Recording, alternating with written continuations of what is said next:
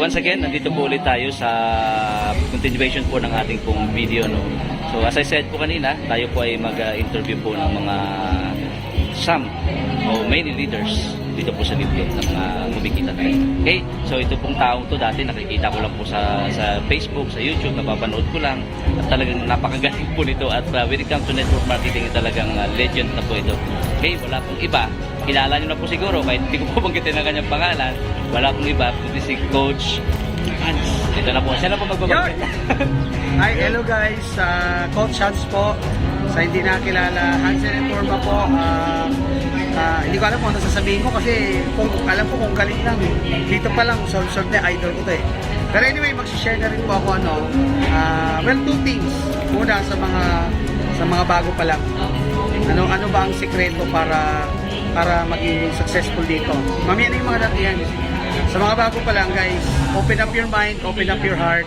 Kasi kahit anong ganda din good, pero pag sarado isip natin, sayang. You're missing out the biggest opportunity of your life. Hindi po aksidente na nakilala niyo po si Libdod. No, kami po, ako naniniwala ako, hindi aksidente na nasa Libdod ako ngayon. Naniniwala ako, by divine intervention ito lahat.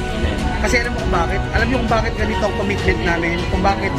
Siguro nararamdaman mo naman ang puso namin. Kasi totoo yung sinishare namin sa inyo galing sa puso. Kasi bakit? Tinanggap ko si Libdod as a blessing. Kasi hiningi ko po ito kay Lord. Sabi ko, Lord, bigyan mo ako ng opportunity kung saan makakatulong ako sa marami. At the same time, mabibless din ako.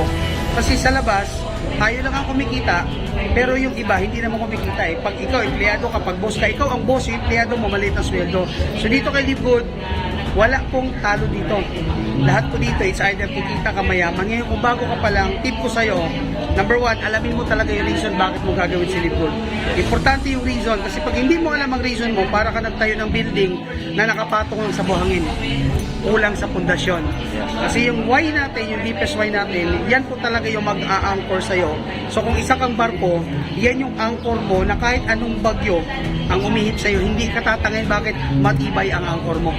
So yung deepest why mo, yan lagi ang balikan mo kasi there will be a lot of rejections, a lot of discouragement. So pag mababa ang why mo, you might ended up questioning yourself kasi bakit hindi mo alam kung bakit mo siya ginagawa eh. Pero pag malinaw sa'yo kung bakit mo siya ginagawa, no amount of rejection na pwedeng magpapagsak sa'yo. No? So, number one, deepest why. Number two, clear vision kung ano naghihintay sa'yo 3 years from now, 5 years from now. Alam mo kung bakit? Marami kasi dito excited lang pumasok, pero pag pumasok na yung usapan, pag pinag-uusapan na yung subscription, ayaw na nila. Kasi doon mo marirealize yung mga tao ayaw ng subscription, short term sila mag-isip. Tama. Hindi nila nakikita yung value ng monthly subscription. Magkano yung 600? Kasi nalalaki yan sila sa 600. Sabi ko nga, kung nalalaki yan sa 600, hindi ka pa handa maging milyonaryo.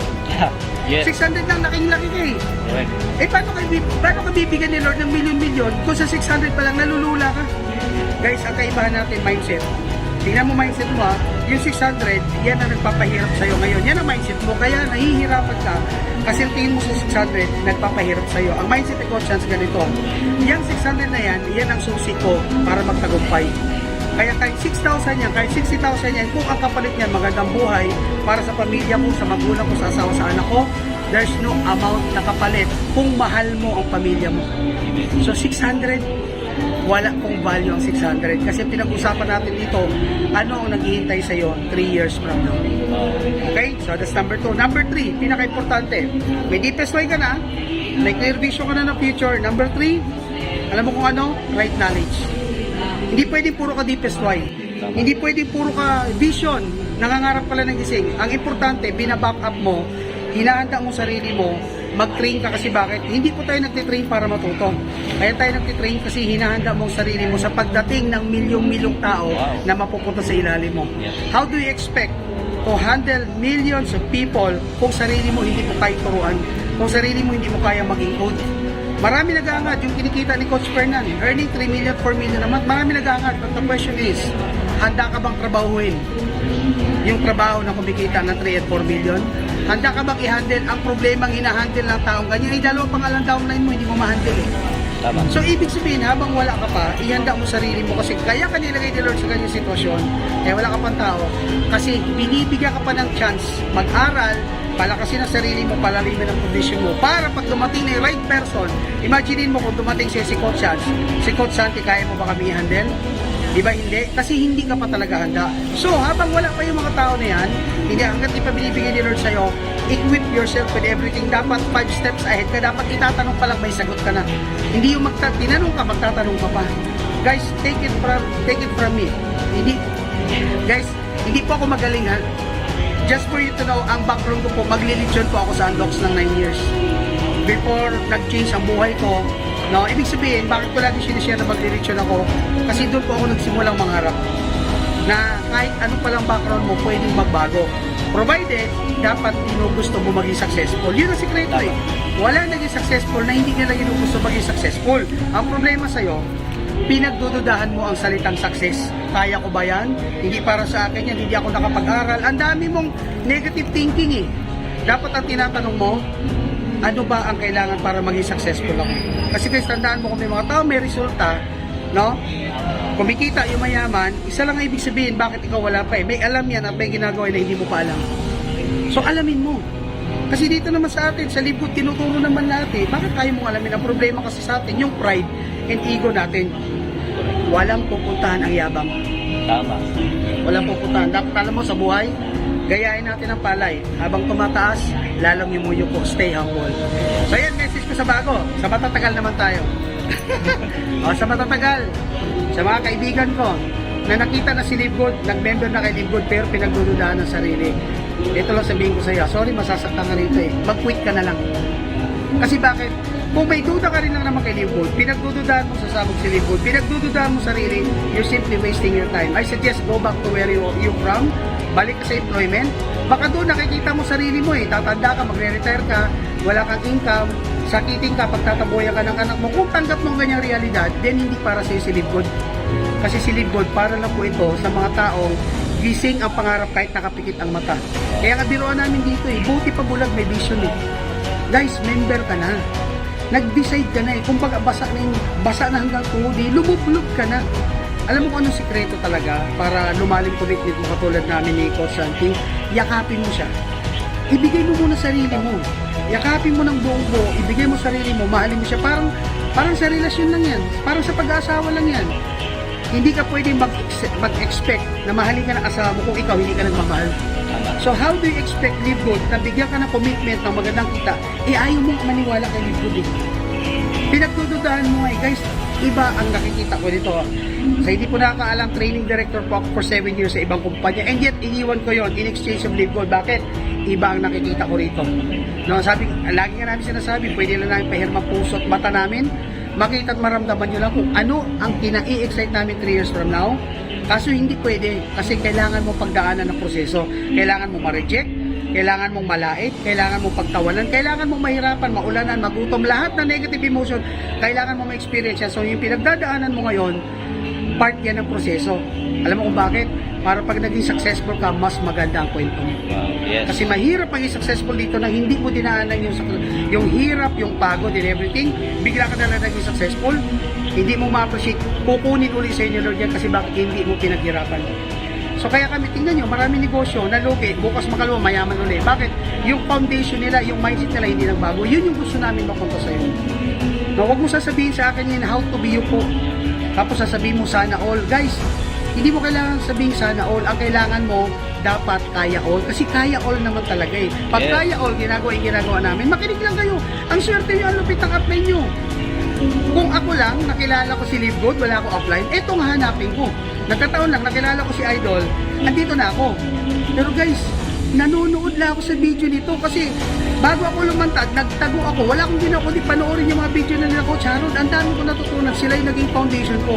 Ang problema sa atin minsan, pag sobrang lapit natin sa blessing, hindi natin na-appreciate. Mabuti pa yung ibang tao na malalayo, na-appreciate yung galing ng upline mo, pinagpapasalamatan. Ako nga, humingi ako ng advice dito. Tapos ikaw, naandyan ka, ayaw mo humingi. Bro, sister, pride lang yan. Tandaan mo yung pride, yung ego mo. Pag may emergency sa pamilya mo, hindi mo pwedeng ibili ng gamot yan. Tanggalin mo ang pride, humble down, makinig ka kay Coach Santi. Kasi hindi ka tuturuan yan ng ikasisira mo. Ituturo sa iyo yan yung growth Yung paglaki mo rito kasi ang success mo, magiging success mo. Amen. Yan ang sekreto sa network marketing. Wala pong yumaman sa network marketing na malaki ang ulo. Na Tama. bawal po ang may hydrocephalus sa networking. Ang kailangan mo sa networking, alam mo kung ano? Humble down. Humble down, tanggalin mo. Kasi guys, networking is a business of humility. Ang natututo rito, yung mga taong willing mag-humble down, willing hubarin ang suot nila, willing hubarin ang ranggo nila, willing kalimutan kung ano sila, no? For the sake na matuto sila. Kasi pag masyado mong nilagay sa isip, ay, hindi para sa akin yan, nakatapos ako ng ganito background ko, mayaman ako. Pang ano lang yan, pang mga taong walang magawa. Kung kanya ng mindset mo, then don't do networking, hindi ka para sa ito. At sa mga nahihirapan, guys, it's only in the mind. Alam mo kung bakit? Simula pa lang, iniisip mo ng mahirap, hindi ka talaga madadalian dito. Kasi bakit? Hindi mo pa ginagawa, iniisip mo na eh. So kung ano iniisip mo, yun ang lalabas sa bibig mo, yan ang magmamanifest sa katawan mo. At the end of the day, wala kang ibang sasabihin kundi mahirap yan. Wala kang magagawa kasi nahihirapan ka. So, what do you expect? Failure ka. So you have to start changing your mindset. Dapat, kaysa sabihin mo mahirap yan, dapat ang sinasabi mo, paano ba gawin yan? Ngayon, kung hindi mo alam paano, you have a very good coach, you have a very dedicated coach na willing ibigay ang oras, panahon, para matuto ka. All you need to do, listen and stop talking. Alright? Sa Coach Chance po, once again, makita-kita po tayo. Regular po ako every Thursday, 9 p.m. No? Grabe, at ako'y sobrang blessed. Hawakan ko na si Idol talaga. Coach, No, kamtalayan mo na, YouTube channel mo. YouTube channel ko po, Coach Hans. No, so marami po tayong mga tutorials po doon. May mga motivational. Ngayon, kailan lang po ako nag-YouTube about Livewood kasi, pero marami-rami na rin. So, ini-invite ko rin po kayo. Kung gusto niyo naman makita ng ibang perspective ng training, you can subscribe to me. Nakasubscribe kayo kay Coach Santi, nakasubscribe kayo sa akin, kay Coach Steve. Maging open mind ka. Hindi masama magdagdag ng kaalaman. Right. Kung anong profession mo ngayon, hindi yan kukunin ng idadagdag mo kaalaman, dadagdagan ka. Yes, correct. No? So, live good. Alright. Tandaan mo guys. Grabe. Whether mag-live good ka hindi, kami nandito na, kami tutuloy. Huwag mong hintayin mag 3 years, 4 years, 5 years na kami may resulta na. Tapos ikaw sasabihin mo sa sarili mo, sayang, dapat nakinig ako. Makinig ka na ngayon. Yes. God bless all. Daming learnings. Maraming salamat, Coach. Ang dami ko natutunan. Grabe, Kahit ako. idol. Grabe. It's a privilege. Salamat. Thank you.